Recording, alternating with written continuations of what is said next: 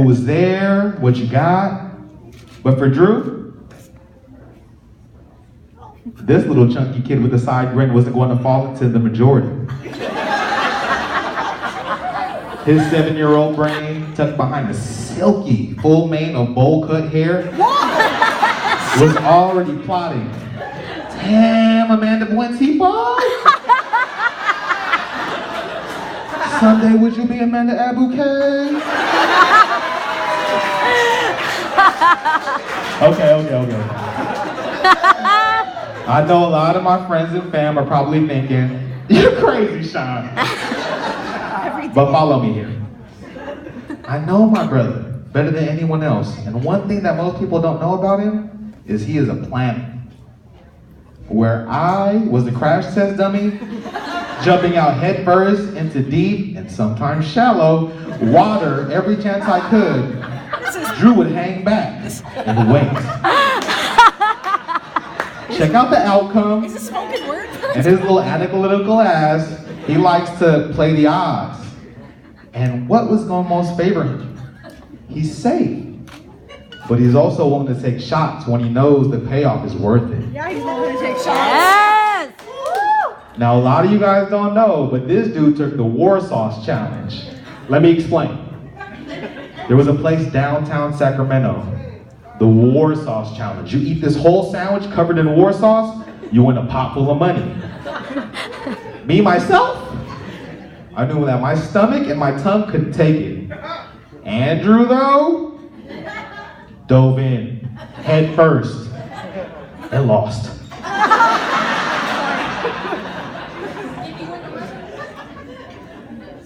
So you can see what I mean. This dude, he couldn't defeat that sandwich, but you throw around $112 of prize money, and Drew is about the challenge. So go ahead and rewind back to 1996. He probably won't admit it to many people, but Amanda's short stint at St. Anne Elementary and Preparatory School left those tiny little eyes full of tears once she left. Deep down in that round little belly, he didn't see his first crush. Deep down in that round. That little fat boy saw his future. Keep it real for a guy who refuses to do clothing size exchanges, gift refunds, or store credit. Knowing his first choice wasn't going to pan out meant a lifelong, literally, search for Mrs. Right. He had to roll the dice with second, third, and 23rd choices.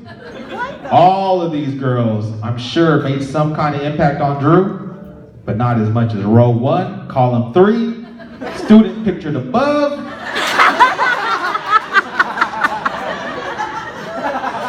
The layering thought of, I wonder what could have happened, must have constantly rotated in that little fat boy's mind until he grew up and tried to find that seemingly taboo feeling of a true connection with someone else. Until fate, God, and a little bar called the library changed his outlook forever. All right, let me take you back to what he said to me. Hey, bro. Bro, you remember Amanda Buentipo from St. Anne? Yeah, bro, your first crush? Yeah, bro. Hold on, bro. Why are you laughing like Elmo right now, bro? Hold on, bro. Yeah, well, I'm actually going to kick with her this Friday.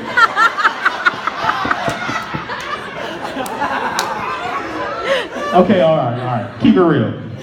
Part of me was like, just another day at the bar, sure. But the lot more of me think, holy moly, this guy just pulled off a 20-year reconnection? Hell yeah. It was classic Drew. He had a vision, played through the odds of ex-girlfriends who didn't have valuable outcomes, and now he was going to take on the challenge of rekindling a little bit of fire with the original flame starter. He was back at square one. but he wouldn't have it any other way. If I'm using my purchase with no return metaphor, it was the equivalent of buying a Sega Genesis in 1994, never being able to play it because your dad sent it to the Philippines, and then somehow, someway, you crack open a random box in the storage, and guess what you found? Original SNES with Altered Beast already inside the package. My gamers know what time it is out there. Okay. So if you're asking how the second time with these two lovebirds turned out, just take a look at this table, y'all, and you'll know what time it is. Needless to say, both hearts grew much fonder during the 20 years between 3rd grade and their early 20s. As many of you had heard the old saying, if you love something, let it go. Let me run that back. If you love something, let it go. Say that. And if it comes back, shit, it was meant to be, y'all. That's right.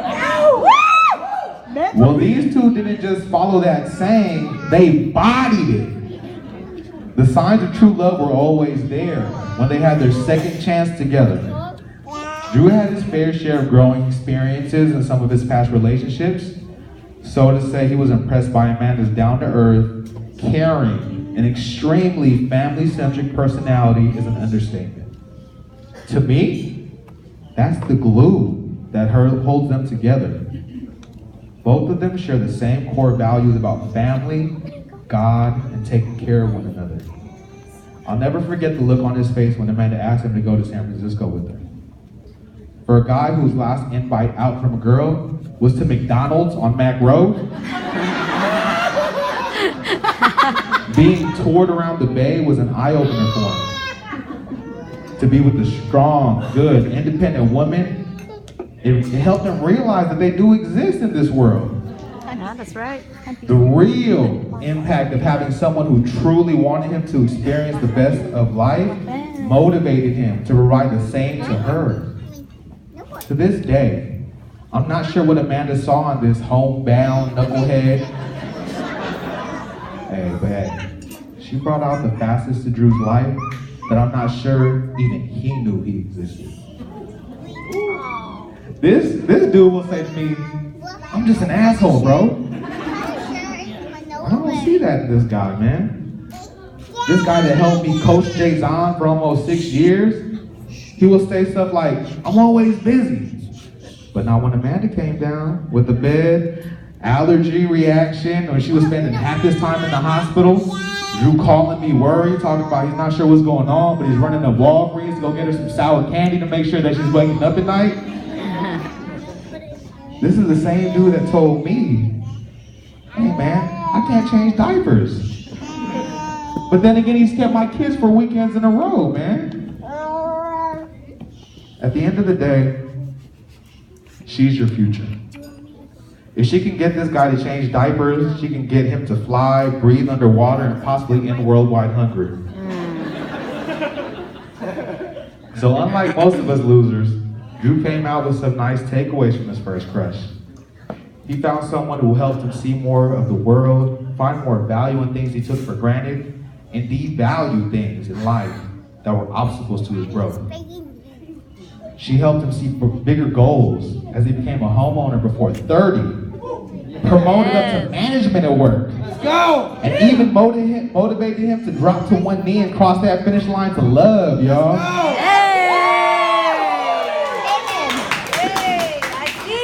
So Amanda, you've helped Drew become a better version of himself. And I know she'll continue to support his growth in life far beyond tonight and in ways we can't even describe yet. Who knows? Maybe when Amanda and Drew get Drew Jr. or Amanda the Second ready for the 3rd grade school picture, they'll whisper in his or her ear, be careful who you have a crush on today. Oh, God. They might end up the love of your life. And all of us here tonight will be witnesses that could confirm something so crazy can actually happen. Yeah! Shout out with Tebow Applegate. We all won y'all, y'all.